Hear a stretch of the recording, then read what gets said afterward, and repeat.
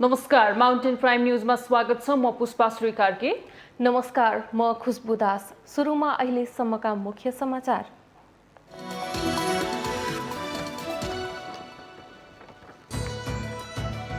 विश्वमा विकासको होडबाजीले गरिब राष्ट्रहरू जलवायु परिवर्तनको असर खेप्न बाध्य। धनी राष्ट्रहरूले सिर्जना गरेको प्राकृतिक असन्तुलनको मार गरिब मुलुकका जनताको थाप्लोमा।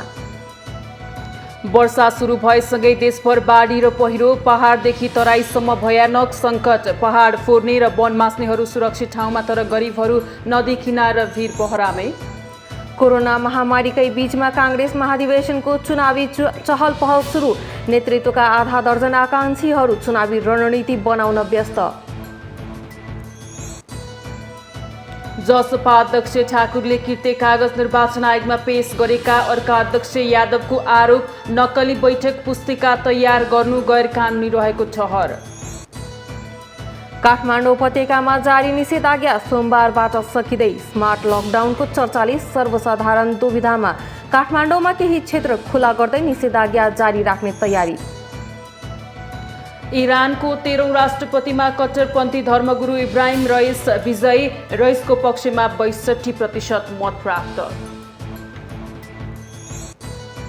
र 16औं संस्करणको युरोकप फुटबलमा जर्मनीको सहज जित। जर्मनीसँग साबिक विजेता पोर्चुगल 4-2 गोल अन्तरले पराजित।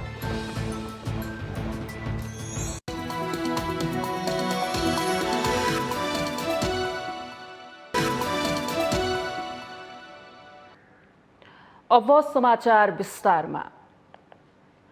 जब प्राकृतिक विपद आउँछ त्यसबाट विपन्न र निमुखा नागरिकहरू सबैभन्दा बढी प्रभावित हुन्छन्। पहिरो जाँदा भिरालोमा घरबास भएका विपन्न नागरिकहरूले ज्यान गुमाइरहेका छन् भने तराई मधेसको डुबानमा पनि प्राय जसो गरिब नागरिकहरू नै अकालमै ज्यान गुमाउन बाध्य छन्।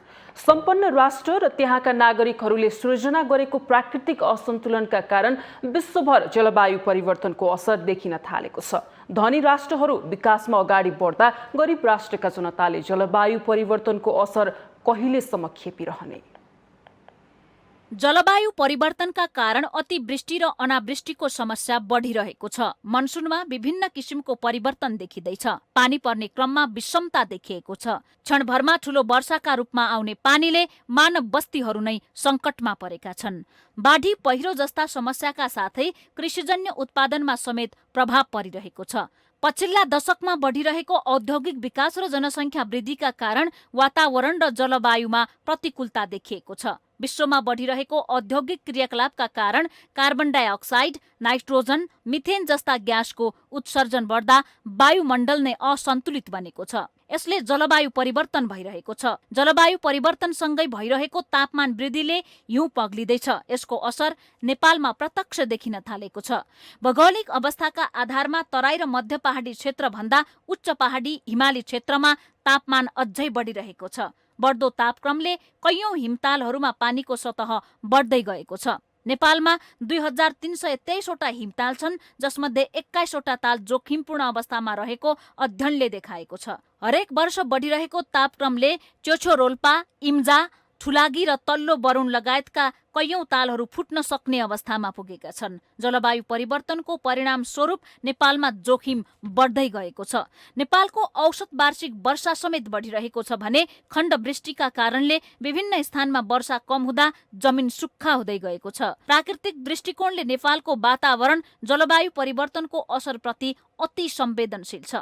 नेपालमा प्राय सबै प्रकारको हावापानी पाइने भएकाले जलवायुमा आउने कुनै पनि किसिमको परिवर्तनले नेपाल छिट्टै प्रभावित हुने गरेको छ। नेपालको तापक्रम विश्वको औसत तापक्रम भन्दा द्रुत गतिमा बढ्दै गइरहेको छ। भिरालो भौगोलिक बनोट र कोमल संरचनाका कारण जलवायु परिवर्तनका असरहरू छिटो देखिँदा पहाडमा पहिरो जाने सम्भावना बढेको छ। सिन्धुपाल्चोकमा आएको बाढी पनि यससँग सम्बन्धित नै छ। तराई मधेसमा बाढीको असर देखिँदैछ।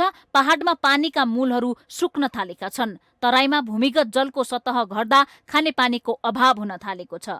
वातावरणमा आएको अस्वाभाविक परिवर्तनकै कारण विभिन्न प्रजातिहरू लोप हुँदै गएका छन्। हिमाली क्षेत्रको जैविक विविधता र जैविक स्रोत सङ्कटमा पर्न थालेको छ। विश्व तापक्रममा नै अत्याधिक वृद्धि हुँदा मानिसको कार्यक्षमतामा समेत ह्रास आउन थालेको छ भने मानसिक स्वास्थ्यमा गम्भीर असर परिरहेको छ। जलवायु परिवर्तनकै कारण विभिन्न संक्रामक रोगहरूको वृद्धि भएको अनुसन्धानले देखाएको छ। यसबाट सिङ्गो मानव समाज प्रभावित बनेको छ, जसबाट नेपाल अछुतो रहने कुरै भएन। पृथ्वी र प्राकृतिक प्रणालीको संरक्षण गर्नु मानव जातिको दायित्व हो। प्रत्येक राष्ट्र वातावरण मैत्री हुन आवश्यक छ। विशेष गरी विकसित देशहरूले यसको दायित्व वहन गर्न सक्नुपर्छ।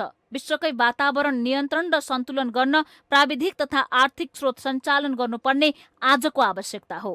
प्राकृतिक सन्तुलन बिग्रिनुका पछाडि प्राकृतिक वातावरणमा मानव हस्तक्षेप बढ्नु नै हो। प्राकृतिक सम्पदामा यान्त्रिक र मानिसहरूले नै वातावरणीय सन्तुलनमा एक खालको परिवर्तन ल्याइरहेका छन्। आदिम कालबाट मानिसहरू ढुङ्गे युगमा प्रवेश गर्दा नै प्रकृतिलाई चलाउने कुचेष्टा गरे। त्यसबेला आजको जस्तो उद्योग धन्दा, कला कारखाना थिएनन्। मानिसका लागि आवश्यक पर्ने विलासिताका साधनहरू थिएनन्। जङ्गली जनावर, गिठा, भ्याकुर, कन्दमूल खाने मानिसहरूले अहिले अत्याधिक विषादी मिसाइएको खाना खाइरहेका छन्। जल, जमिन र जङ्गलमाथि मानिसहरूले निरन्तर दोहन गरिरहेका छन्।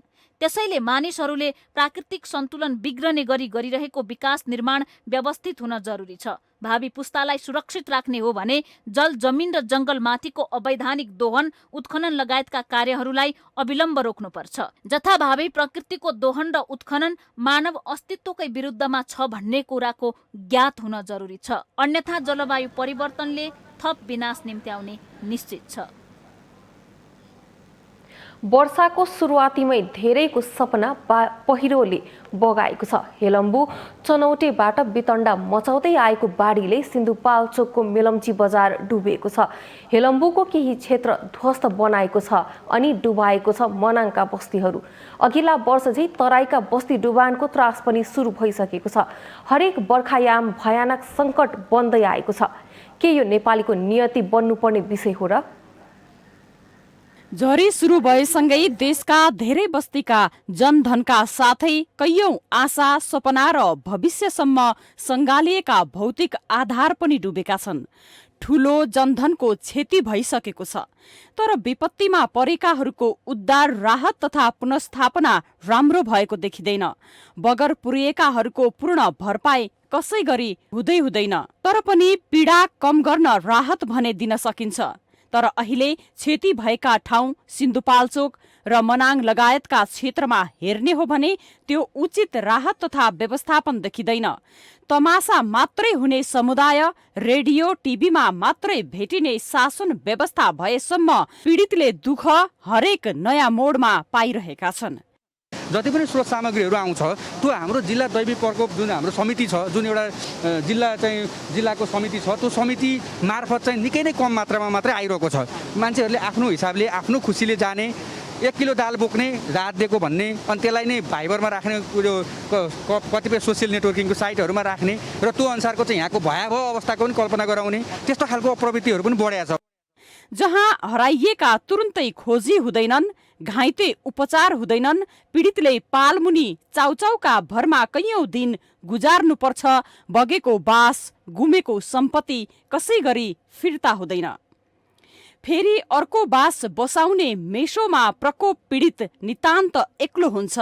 भावनात्मक रूपमा विक्षिप्त ती व्यक्ति वा परिवारलाई ढाडस दिने र सहयोग गर्नेहरू भेटिन्नन्। हरेक वर्षायाम भयानक सङ्कट बन्छ। मानौ यो सङ्कट हाम्रो नियति हो। के यो नेपालीको नियति बन्नुपर्ने विषय हो र? गम्भीर प्रश्न हामी सामु छ। फेरि पनि प्रकृतिले नेपालीलाई ठगेको भाष्य बनाइरहनेछ।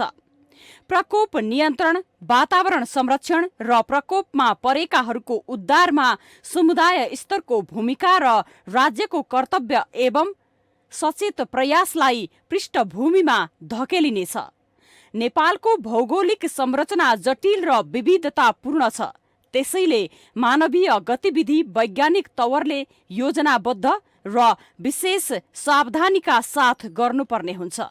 तर आजसम्म पनि सुरक्षित र दिगो पूर्वाधार निर्माण, बस्ती बसाउनु पूर्व दक्ष प्राविधिक र नयाँ प्रविधिको प्रयोग गरी भौगर्भिक अध्ययन अनुसन्धानपछि मात्रै काम थाल्नुपर्ने व्यवस्था र मापदण्ड राज्यले गर्न सकेको छैन। हामीमा के बानी छ भने हरेक वर्ष आउँछ भनेर थाहा छ र के आइसके पछाडि केही समय पछाडि हामी त्यसलाई बिर्सिन्छौँ कि र फेरि back to same place again हामी जान्छौँ। त्यसले गर्दाखेरि चाहिँ पटक पटक यही खालको घटनाहरू दोहोरिरहेको छ कि यो।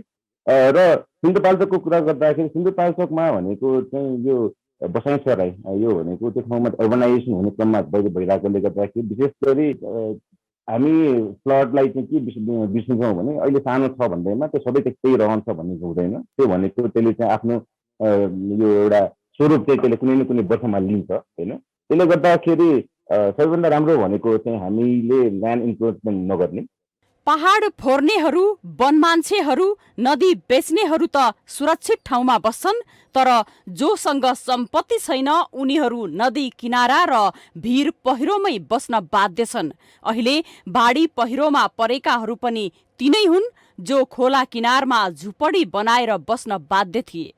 गरिबहरू नै बाढी पहिरो र अनेक विपत्तिको मारमा पर्छन्। तिनकै जीवनको ठर ठेगानमाथि हमला हुन्छ बारम्बार।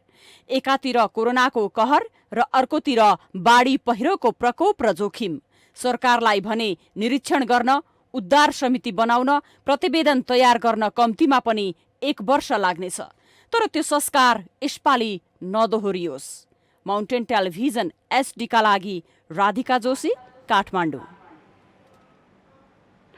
लगातार वर्षाका कारण यो वर्ष देशका विभिन्न जिल्लाहरूमा पानीको सङ्कट बढिरहेको छ। पानीले डुबान गरिरहेको छ देशका विभिन्न जिल्लाहरूमा। जस्तै हामीले भर्खरै समाचारहरू सम्प्रेषण गरिरहेका छौँ।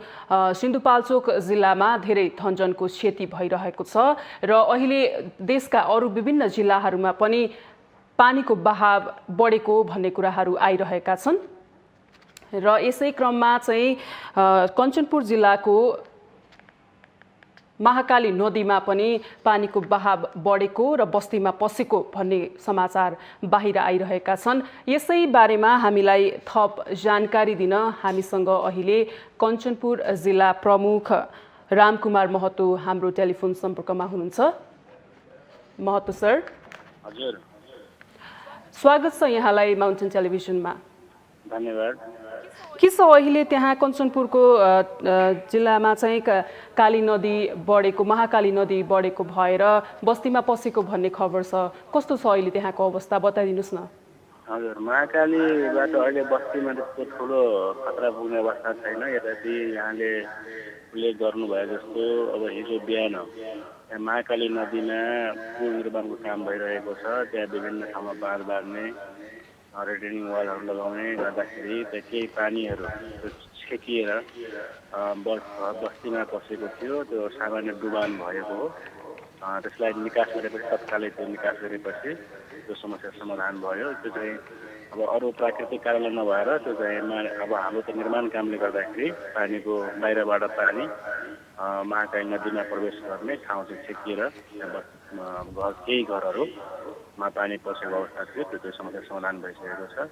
यद्यपि महाकाली नदीले वर्षेनी पटान र डुबान गरेर क्षति पुर्याउने गरेको छ र अहिले केही दिनदेखिको वर्षाको कारणले महाकाली नदीमा पानी बढ्ने र घट्ने, उतार चढाव भइरहने गरेको छ। हिजो बेलुका मात्रै यहाँ 2,47,000 क्युसेक पानी पुगेको थियो बनबासा ब्यारेजमा।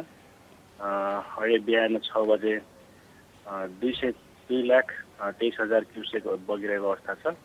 त्यस्तै पारीगाउँमा खतराको तह हिजो राति पार गरेको थियो। 7.25 मिटर पुगेको थियो भने अहिले बिहान 6.50 मा झरेको छ। जस्तो महतो सर यहाँले भन्नुभयो हरेक वर्ष नै त्यहाँ चाहिँ डुबान हुने गरेको छ भन्नुभएको छ। के छ तपाईँहरूले केही सावधानी अपनाउने गर्नुभएको छ नि वर्षायाम सुरु हुनुभन्दा अगाडि नै? छ हामी यसको विपदको पूर्व तयारी प्रतिकार योजना बनाएका छौँ। यसमा अब महाकाली नदी मात्र नभएर यहाँ विभिन्न 44वटा चुरेबाट बग्ने नदी र खहरे खोलाहरू छन्, जसले गर्दाखेरि वर्षेनी कञ्चनपुरमा कटान र डुबानको समस्या सृजना गर्छ। खास गरेर कञ्चनपुरमा भनेको कटान र डुबान हुने हो र यसले हामीलाई जोखिम विश्लेषण गरेका छौँ। सङ्कट सन्नता हामीले यसको विश्लेषण गरेर कति घर 11,825 घरधुरी परिवारमा चाहिँ यो चाहिँ समस्या हुन सक्छ भनेर हामीले जोखिम पहिचान गरेका छौँ र यसै गरी हामीले पूर्व तयारीका लागि खाद्य सामग्रीहरूको खास तत्काल आवश्यक नभए पनि गैर खाद्य वस्तुहरू हामीले व्यवस्था गरेका छौँ। विभिन्न निकायहरूले उद्धारका सामग्रीहरू तयारी अवस्थामा राखेका छौँ, जनशक्तिहरू तयारी अवस्थामा राखेका छौँ। त्यसकारण हामीले जस्तो तपाईँहरूले अहिले त्यहाँ डुबानमा पर्ने सम्भावना भएका घर परिवारलाई कतै सुरक्षित ठाउँमा सार्ने तयारी गर्नुभएको छ कि के छ? हिजो पानी पसेको घरमा चाहिँ नै हामीले सार्ने कि भन्ने छलफल गरिरहेका छौँ। त्यो पनि त्यो ठुलो खतरा त्यहाँ छैन। यद्यपि भोलि पर्सि गएर फेरि भविष्यमा अब बाढी आउँदाखेरि फेरि डुब्न सक्ने हो कि भनेर हामी त्यो विषयमा अब जसको विकल्पहरू बारेमा छलफल गरिरहेका छौँ। जानकारीको लागि यहाँलाई धन्यवाद महतो सर। धन्यवाद। उहाँ हुनुहुन्थ्यो कञ्चनपुर जिल्लाका जिल्ला प्रमुख रामकुमार महतो। हामीलाई त्यहाँको अवस्थाबारे जानकारी दिँदै हुनुहुन्थ्यो। अब भने हामी बाँकी समाचारतिर लाग्छौँ।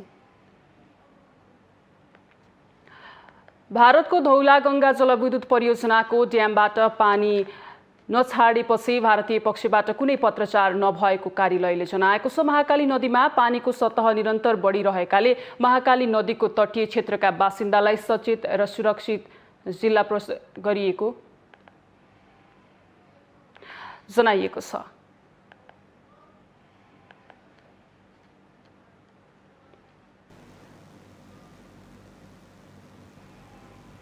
नेपाली कांग्रेसको आगामी 14औं महाधिवेशन भदौ 16 देखि 19 गतेसम्म गर्ने गरी कार्यतालिका पारित भएपछि नेताहरूले चुनावी अभियान तीव्र पारेका छन्। महाधिवेशन तालिका निश्चित भएपछि नेतृत्वका लागि चुनावी चहल पहल सुरु भएको हो।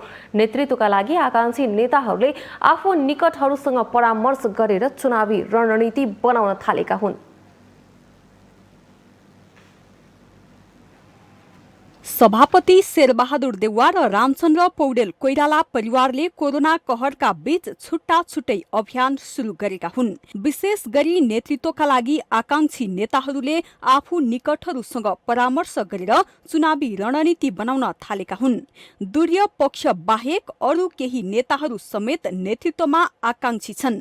शनिबार बिहान आफ्नै निवास बुढा नीलकण्ठमा आफू निकटका केही नेतालाई बोलाएर सभापति देउवाले आफू फेरि सभापतिमा लड्न तयार रहेको सन्देश दिए। उता वरिष्ठ नेता रामचन्द्र पौडेल समेत सभापतिको दावी सहित रणनीति बनाउन व्यस्त छन्। उनी कोइराला परिवारको साथ लिएर सभापति बन्न चाहन्छन्। सोही अनुसार महामन्त्री शशाङ्क कोइराला, केन्द्रीय सदस्यहरू शेखर कोइराला, सुजता कोइरालाहरूलाई आफ्नो पक्षमा पार्न प्रयासरत छन्। उता देउवा प्यानलकै नेता उता उपसभापति विमलेन्द्र निधि पनि यसपटक आफूले मौका पाउनुपर्ने भन्दै नेतृत्व लिन अघि सरेका छन्। वरिष्ठ नेता पौडेलले आफूलाई साथ दिन आग्रह गर्दै गर्दा कोइराला परिवारमा समेत नेतृत्वको आकांक्षीको घुइँचो छ। महामन्त्री शशाङ्क कोइराला र अर्का नेता शेखर कोइरालाले समेत नेतृत्वमा दावी गर्न कसिएका छन्। कांग्रेसको तेस्रो धारको नेतृत्व गर्दै आएका कृष्ण सिटौला त विगतको महाधिवेशनदेखि नै सभापतिका उम्मेद्वार हुन्। कांग्रेसको नेतृत्व चयनको आधारशिला मानिने क्रियाशील सदस्यताको विवाद भने अझै टुङ्गिएको छैन। हरेक महाधिवेशनको मुखमा यो विवाद बल्झिने गरेको छ। यसपटक पनि क्रियाशील सदस्यताको किचलोकै कारण महाधिवेशनको कार्यतालिका पटक पटक परिवर्तन भएको छ। 5 लाखको हाराहारीमा रहेको कांग्रेसको क्रियाशील सदस्यता यसपटक दोब्बर बनाएर 10 लाख पुर्याउने लक्ष्य छ। शुक्रबार बसेको कांग्रेस केन्द्रीय कार्यसमिति बैठकले आगामी भदौ 16 देखि 19 गतेसम्म पार्टीको 14औं महाधिवेशन गर्ने कार्यतालिका पारित गरेपछि चुनावी अभियान सुरु भएको हो। कांग्रेसले साउन 12 गते गाउँ तथा नगरको वडाको अधिवेशन, साउन 16 गते गाउँपालिका नगरपालिकाको अधिवेशन, साउन 20 गते क्षेत्रीय अधिवेशन र एक मात्र प्रतिनिधि सभा निर्वाचन क्षेत्र भएको जिल्लामा साउन 23 गते तथा एक भन्दा बढी निर्वाचन क्षेत्र भएको जिल्लामा साउन 26 गते अधिवेशन गर्ने निर्णय गरेको छ। त्यस्तै प्रदेश अधिवेशन भदौ 1 र 2 गते गरिने कार्यतालिका रहेको छ। जनता समाजवादी पार्टी जसपाका अध्यक्ष उपेन्द्र यादव पक्षले पार्टीका अर्का अध्यक्ष महन्त ठाकुरले कृत्य कागज निर्वाचन आयोगमा पेश गरेको आरोप लगाउनु भएको छ। यादव पक्षले आज हिजो एक विज्ञप्ति जारी गर्दै ठाकुर पक्षले जालसाजी गरेर हुँदै नभएको निर्णयलाई निर्णय भनी निर्वाचनमा आयोगमा फर्जी पत्र दर्ता गरेको आरोप लगाएको हो। यादवका प्रचार विभाग प्रमुख डम्बर खतिवड़ाको हस्ताक्षर रहेको उक्त विज्ञप्तिमा निर्वाचन आयोग पार्टी पंक्ति र आम जनतालाई गुमराह गर्ने उद्देश्यले यस्ता नक्कली बैठक पुस्तिका तयार गरिएको कार्य अनैतिक, गैर कानुनी तथा दण्डनीय कार्य रहेको उल्लेख छ। साथै विज्ञप्तिमा जसपाको पुस 7 गतेको बैठकले गरेका निर्णय अध्यक्षद्वय यादव र ठाकुरको संयुक्त हस्ताक्षरद्वारा सार्वजनिक भएको र केन्द्रीय कार्यकारिणी हेरफेर तथा पुनर्गठन गर्ने अधिकार ठाकुरलाई दिने प्रस्ताव उक्त बैठकले कार्यसूचीमा नरहेको उल्लेख छ। जसपाका अध्यक्ष ठाकुरले शुक्रबार निर्वाचन आयोगलाई 2077 पुस 7 गतेको बैठकबाट कार्यकारिणी समिति, हेरफेर, प्रमाणीकरण र पार्टीको आधिकारिक पत्राचारको अधिकार आफूलाई दिएको माइन्युट सहितको पत्र दर्ता गराएका थिए।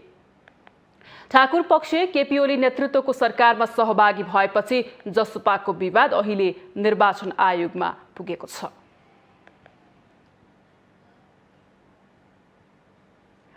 माउन्टेन प्राइम न्यूजमा अब पालो भएको छ विश्रामको।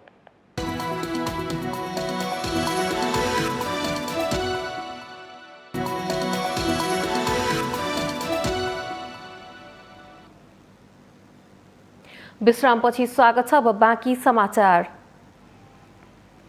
कोरोना संक्रमण रोकथाम तथा नियन्त्रणको लागि काठमाडौँ उपत्यकाभित्र जारी रहेको निषेधाज्ञा सोमबारबाट सकिँदैछ। प्रधानमन्त्री केपी शर्मा ओलीको नेतृत्वमा कोभिड-19 व्यवस्थापन निर्देशक समितिले सोमबारदेखि स्मार्ट लकडाउन गर्ने निर्णय गरिसकेको छ। तर अहिले देशभरका विभिन्न स्थानीय प्रशासन कार्यालयहरूमा स्मार्ट लकडाउन कसरी गर्ने भन्ने दुविधा बढाएको छ। वैशाख 16 गतेदेखि काठमाडौँ उपत्यकाभित्र सार्वजनिक तथा निजी सवारी साधन चल्न पाएको छैन। त्यसो त अहिले देशका झण्डै 70 जिल्लामा निषेधाज्ञा छ। सोमबारदेखि निजी सवारी साधन तथा सार्वजनिक सवारी साधन चल्न पाउने कि नपाउने भन्ने धेरैले चासो देखाएका छन्। शब्दमा स्मार्ट लकडाउन भने पनि धेरै प्रमुख जिल्ला अधिकारीहरूको बुझाइ केही खुकुलो बनाएर निषेधाज्ञा लगाउने भन्ने नै देखिएको छ। तर काठमाडौँ उपत्यकाको हकमा भने निषेधाज्ञा जारी नै रहनेछ। यसपटक थप गरिने निषेधाज्ञा वा स्मार्ट निषेधाज्ञामा केही क्षेत्र थप खुल्ने देखिएको छ। पसलहरूको हकमा लुगा, कपडा, सुनचाँदीका भाडा पसल लगायत केही पसललाई खुला गर्ने तयारी भइरहेको छ। तर कुन समयमा कुन पसललाई खोल्न दिने भन्ने विषयमा सरकारवाला पक्षसँग पनि छलफल भइरहेको छ। अहिले जारी भएको निषेधाज्ञामा खाद्यान्न, किराना तथा डिपार्टमेन्ट स्टोर, पुस्तक पसल, निर्माण सामग्रीका पसल, फलफूल, माछा, मासु, दही दुधका पसललाई समय तोकेर खोल्न दिइएको छ। होटेल, रेस्टुरेन्टहरूले एक सातादेखि टेकवे सुविधा दिइरहेका छन्। होम डेलिभरीलाई समेत सञ्चालन गर्न दिइएको छ। स्मार्ट लकडाउन अनुसार निजी तथा सार्वजनिक सवारी साधनलाई चल्न दिने मोडालिटी बनाइएको छ। तर सवारीको पछिल्लो नम्बरको आधारमा कुन दिन कसलाई र कतिसम्म दिने भन्ने छ। जोरबिजोर प्रणाली अपनाउँदा भएको सवारी मध्ये करिब आधा सवारी सडकमा गुड्नेछन्। यसले संक्रमण फैलिन सक्ने भएकाले सुरुका 1/3बाट चलाउने गरी संख्या र बार निर्धारित गर्ने स्मार्ट लकडाउनको मोडालिटी छ।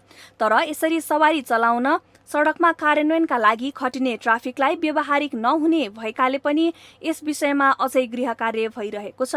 त्यस्तै सुरुमा निजी सवारी साधन, ट्याक्सी, पर्यटन सवारीलाई मात्र चल्न दिने, त्यसमा पनि जोरबिजोर लागू गर्ने भन्ने विषयमा तयारी छ। त्यस्तै निषेधाज्ञाको कारण मानिस घरभित्रै थुनिँदा दैनिकी चलाउन समेत मुस्किल परेको छ। मजदुरी गर्नेहरू सबैभन्दा धेरै मर्कामा परेका छन्। व्यापार उद्योग धन्दा चौपट छ। त्यसैले संक्रमण नियन्त्रण गर्दै निषेधाज्ञाको मोडालिटी परिवर्तन नगरिए आम सर्वसाधारण थप मर्कामा पर्ने निश्चित छ। नेपालमा पछिल्लो 24 घण्टामा थप 2401 जनामा कोरोना भाइरसको संक्रमण पुष्टि भएको छ।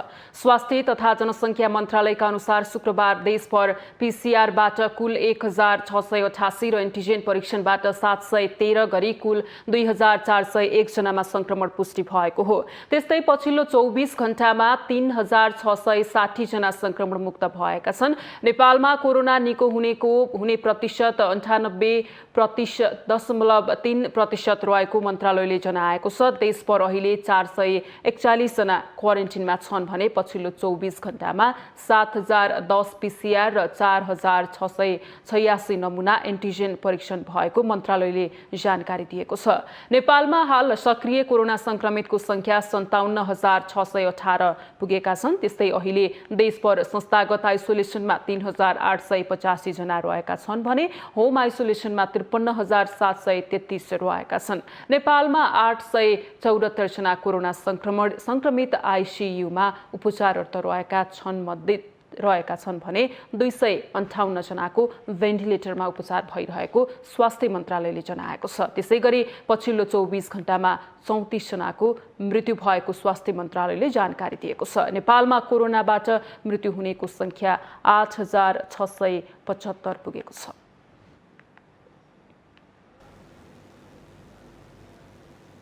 सरकारले विदेश भ्रमणका लागि 22 निजी अस्पतालको पीसीआर रिपोर्टलाई मान्यता दिएको छ। स्वास्थ्य तथा जनसङ्ख्या मन्त्रालयले विदेश जानेलाई पीसीआर परीक्षण गर्ने सम्बन्धमा सबै सरकारी पीसीआर प्रयोगशाला र 22 निजी अस्पतालको प्रयोगशालाको परीक्षण रिपोर्टलाई मान्यता दिने भएको हो। ग्रान्डी अस्पताल, Kantipur star, HAMS, Kathmandu medical college, Nepal medicity, BNB, Alka, Kantipur dental, Janamaitri Nepal medical college, Nepalgunj medical college, Chitwan medical college, Lumbini medical कलेजले मान्यता पाएका छन्। यस्तै national medical college, universal medical college Bhairahawa, Manmohan memorial Kathmandu, university medical college Dhulikhel, Nobel medical college Biratnagar, neuro cardio अस्पताल Biratnagar, Birat medical college Biratnagar, leprosy mission Nepal अस्पताल ललितपुरलाई मान्यता दिएको हो। अरू निजी अस्पताललाई पनि क्रमशः मान्यता दिने जनाइएको छ।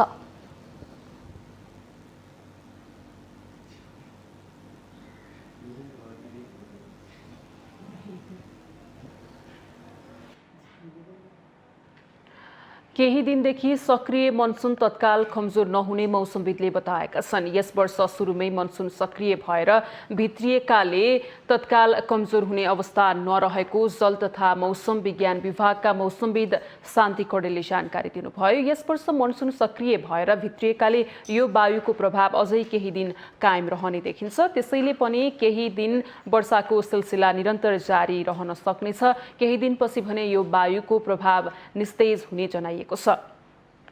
मनसुन सुरु हुने औसत मिति भन्दा 3 दिन अघि नै यस वर्ष सक्रिय मनसुनले लगातार पानी परिरहेको छ। विभागका अनुसार अहिले पनि देशभर आंशिकदेखि सामान्य बदली भइरहेको छ। प्रदेश नम्बर 1 र सुदूरपश्चिम प्रदेश लगायत देशका पहाडी भूभागका केही स्थानमा मनसुन वायुले हल्का पानी परिरहेको छ। महाशाखाका अनुसार लगातार वर्षाको सिलसिला सोमबारसम्म पनि जारी रहनेछ।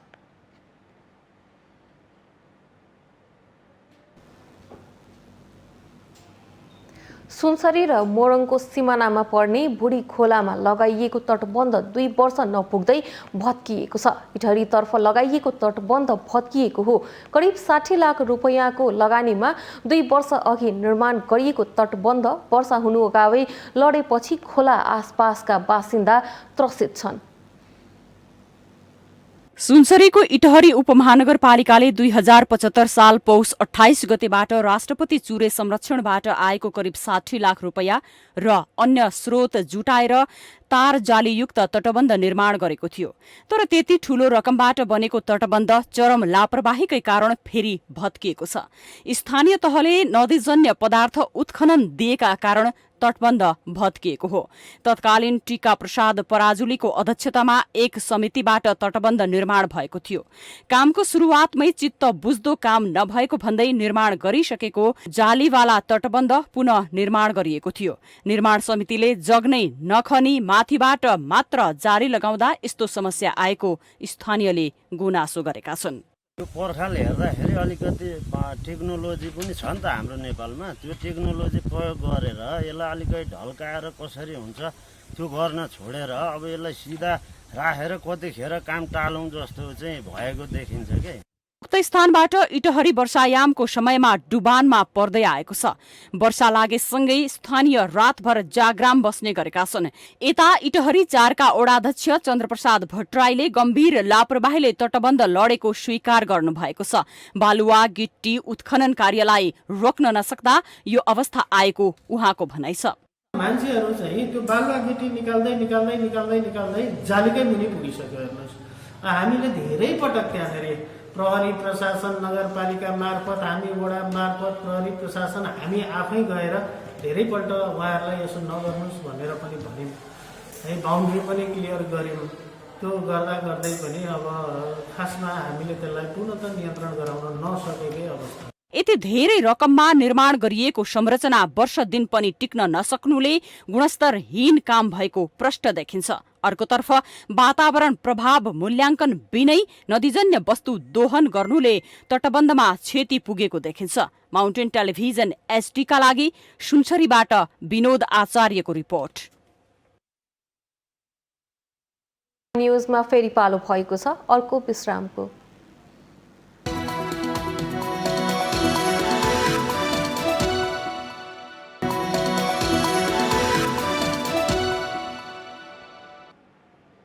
विश्रामपछि स्वागत छ। अब बाँकी समाचार। डोटीको दिपायल सिलगढी नगरपालिका 9 कलिनाका बासिन्दाहरू भैँसी पालनबाट राम्रो आमदानी गर्न सफल भएका छन्। भैँसी पालनबाट जीविका चलाउँदै आएका उनीहरू भैँसीको स्याहार सुसारमै दिन बिताउँदै आएका छन्। तर दूध बिक्रीका लागि उचित बजार नहुँदा परिश्रम अनुसारको मूल्य भने अझै पाउन सकेका छैनन्। डोटीमा गाई बस्तुलाई आवश्यक पर्ने घाँसपात पर्याप्त मात्रामा पाइने भएकाले यहाँका स्थानीयहरू यही पेसामा दिन बिताउने गरेका छन्। घरमा भैँसी पाले आफूलाई पनि खान मिल्ने र बेच्न पनि मिल्ने भएकोले स्थानीयहरू यस पेसामा आकर्षित भएका छन्। बिहानी पख भालेको डाँकोसँगै यहाँको सयौं स्थानीय दूध बोकेर जिल्ला सदरमुकाम सिलगढी पुग्ने गर्दछन्। दूध बेचेरै जीविका चलाउँदै आएका उनीहरू करिब 1.5-2 घण्टा लामो बाटो हिँडेर बजार पुग्ने गर्दछन्। बजार नजिक भइदिए सजिलो हुने उनीहरूको भनाइ छ। गाडीको सुविधा भए त धेरै राम्रो हुन्छ। हेर्नुहोस्, अब मान्छे हिँड्दाखेरि दुर्गम ठाउँ छ। कति टाइम लाग्छ? लाग्छ 2 घण्टा। 2 घण्टा जति दूध लिएर यहाँ पुग्छन् मान्छे। हजुर, हामीलाई अब केही दिनपछि त अब त्यति धेरै भन्दा भएको छैन। हामीहरू धेरै मुर्कामा छौँ।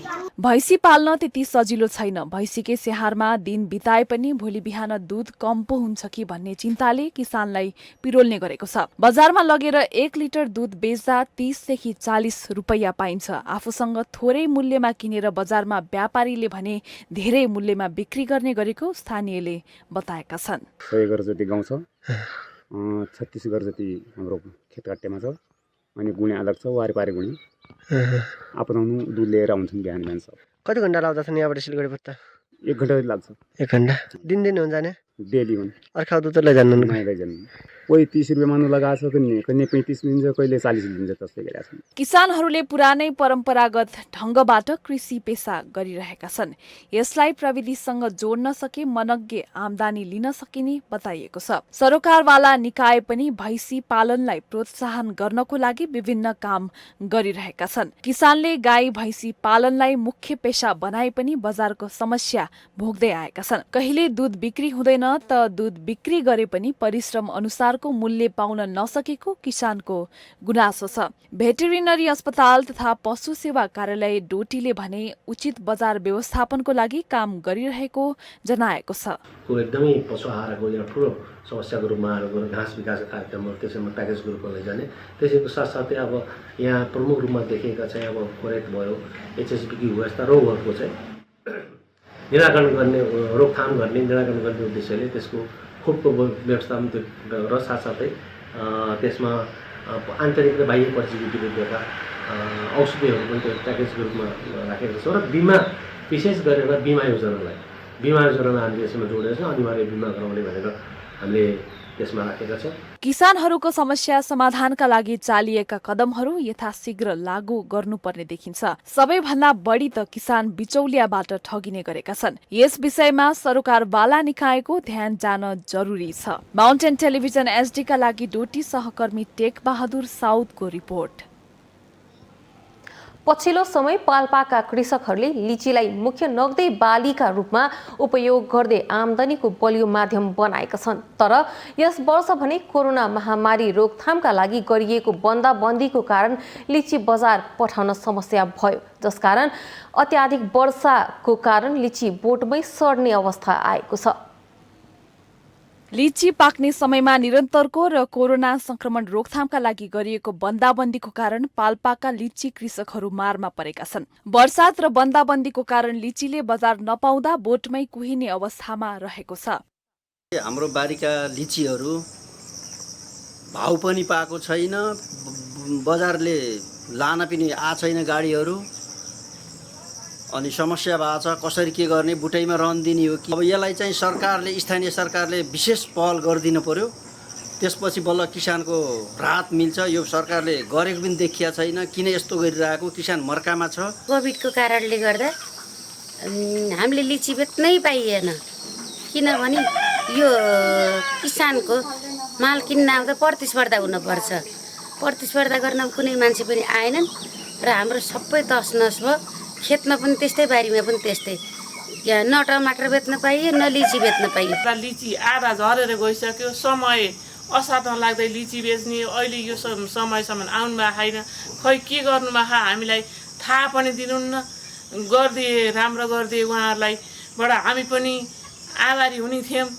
कृषिको प्रचुर सम्भावना बोकेको पाल्पाको तानसेन नगर, रम्बा गाउँपालिकाको हुगी, बगनासकालीको यमघा, नैरन तलेस, पोखरा थोक, तानसेनको मदन पोखरा लगायतका ठाउँमा व्यावसायिक रूपमा लिची खेती गरिएको छ। उत्पादित वस्तुको बजारीकरणमा स्थानीय सरकारको कृषि उपजको ढुवानीका लागि सहयोग नहुँदा लाखौं रुपैयाँको फलफूल बोटमै सड्ने अवस्थामा आएको हो।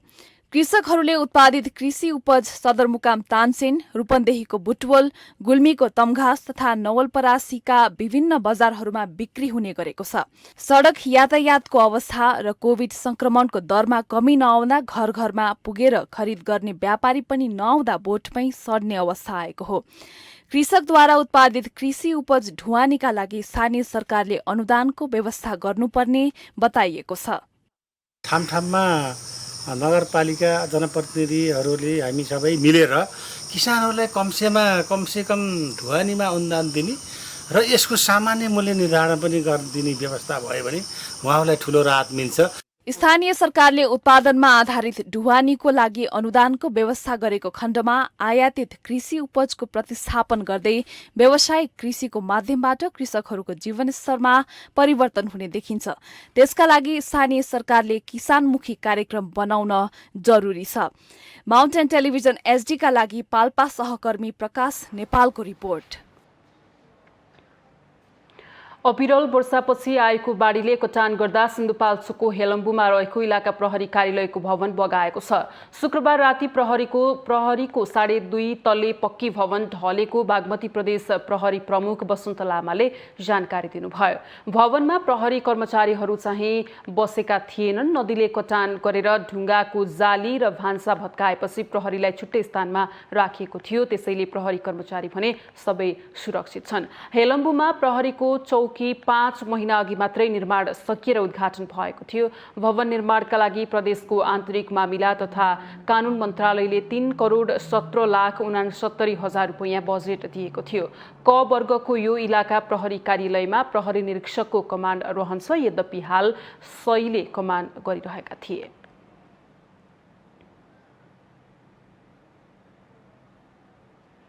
हामीसँग आर्थिक, अन्तर्राष्ट्रिय र खेल समाचार बाँकी नै छन्। माउन्टेन प्राइम न्युजमा फेरि पालो भएको छ विश्रामको।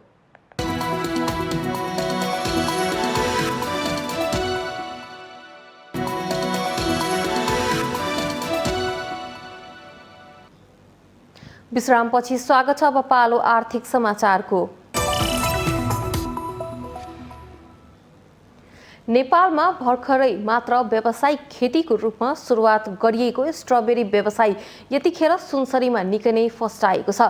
बडा क्षेत्र नगरपालिका 1 सूर्यकुण्डका 5 जना युवाहरूले यसको व्यावसायिक खेती नै गरेर वार्षिक 12 लाख आम्दानी गर्न थालेका छन्। भुइँ ऐसेलु अर्थात् स्ट्रबेरी भनेर चिनिने यो फल विदेशमा मात्र हुन्छ भन्ने थियो, तर यतिखेर भने नेपालका विभिन्न स्थानमा यसको व्यावसायिक खेती नै सुरु गरिन थालेको छ। वैदेशिक रोजगारीमा लामो समय बिताएका युवाहरूले स्वदेशमै केही गर्ने उद्देश्यले बराहा क्षेत्र नगरपालिका 1 सूर्यकुण्डको 2 बिघामा स्ट्रबेरी खेती लगाएका छन्। मुख्यतया पहाडी भिरालो क्षेत्रमा लगाइने यो फलको आम्दानी समेत राम्रो हुने गर्छ। स्वदेशमै केही गर्ने उद्देश्यले 2076 सालबाट व्यवसाय सुरु गरेका युवाहरूले उत्पादित स्ट्रबेरी झापा, मोरङ, सुनसरी, उदयपुर लगायतका जिल्लामा पठाउने गरेका छन्। स्ट्रबेरीकै कारण यहाँ होमस्टे समेत सञ्चालनमा ल्याइएको छ, जसका कारण यहाँ पर्यटकहरूको समेत वृद्धि हुँदै गएको छ। यस्तो आधुनिक कृषि प्रणालीले चाहिँ हाम्रो जीवनस्तरमा पनि सकारात्मक प्रभाव पर्छ र युवाहरूलाई पनि पलायन हुनबाट रोक्छ। वास्तवमा यसका लागि चाहिँ स्थानीय सरकारले या सरकारी तहबाट अनुदान या सहयोग या परामर्शहरू प्राप्त भएको खण्डमा हामीले आफूलाई आत्मनिर्भर बनाउन सक्छौँ। मेहनत गरे विदेशमा भन्दा नेपालमा नै राम्रो आम्दानी गर्न सकिने व्यवसायीहरू बताउँछन्। आउँदा दिनमा स्ट्रबेरी मात्र नभई अन्य आम्दानीका स्रोत तथा कृषिजन्य वस्तु उत्पादन गर्ने उनीहरूको योजना छ। अहिले हाम्रो प्रमुख टार्गेट त स्ट्रबेरी नै हो। त्यसपछि अब क्याप्सिकम र अकबरे खुर्सानीलाई चाहिँ हाम्रो प्राथमिकता हो।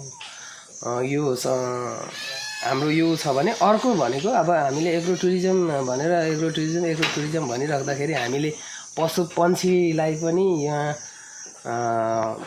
व्यवस्थित गर्नुपर्छ भनेर हामीले अर्को ठाउँमा फेरि बाख्रा, लोकल कुखुरा, मङ्गुर आदि विस्तार गरिरहेछौँ अर्को ठाउँमा। यसरी वैदेशिक रोजगारीबाट फर्केका युवाहरू एकजुट भएर स्वदेशमै कृषि फर्म गरिरहेका छन्, जसबाट वार्षिक 12 लाख भन्दा बढी आम्दानी हुने गरेको छ। त्यसैले यो व्यवसायलाई प्रवर्धन गर्न स्थानीय सरकारले कृषि उपकरण आधुनिक प्रणालीको विकास गरी युवाहरूलाई हौसला दिनुपर्ने देखिन्छ। सुनसरीबाट विनोद आचार्यको रिपोर्ट।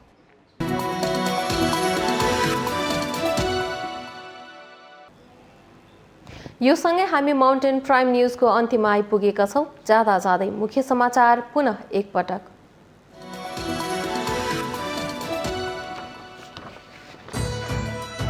विश्वमा विकासको होडबाजीले गरिब राष्ट्रहरू जलवायु परिवर्तनको असर खेप्न बाध्य।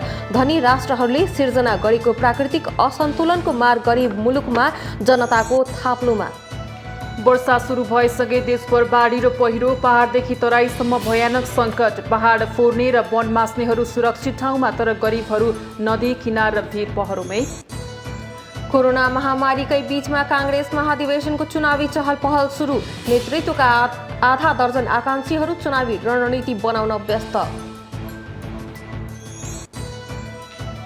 जसपा अध्यक्ष ठाकुरले किर्ते कागज निर्वाचन आयोगमा पेश गरेका अर्का अध्यक्ष यादवको आरोप, नक्कली बैठक पुस्तिका तयार गर्नु गैर कानुनी रहेको ठहर। काठमाडौँ उपत्यकामा जारी निषेधाज्ञा सोमबारबाट सकिँदै। स्मार्ट लकडाउनको चर्चाले सर्वसाधारण दुविधामा। काठमाडौँमा केही क्षेत्र खुला गर्दै निषेधाज्ञा जारी राख्ने तयारी।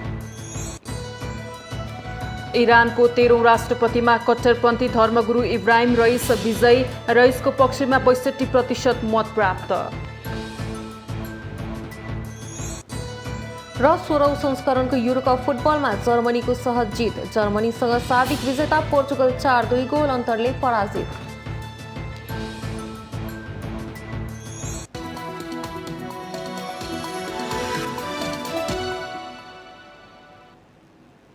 माउन्टेन प्राइम न्यूज अहिलेलाई सकियो। सत्य, तथ्य र निष्पक्ष समाचारका लागि हेर्दै गर्नुहोला माउन्टेन टेलिभिजन HD। नमस्कार।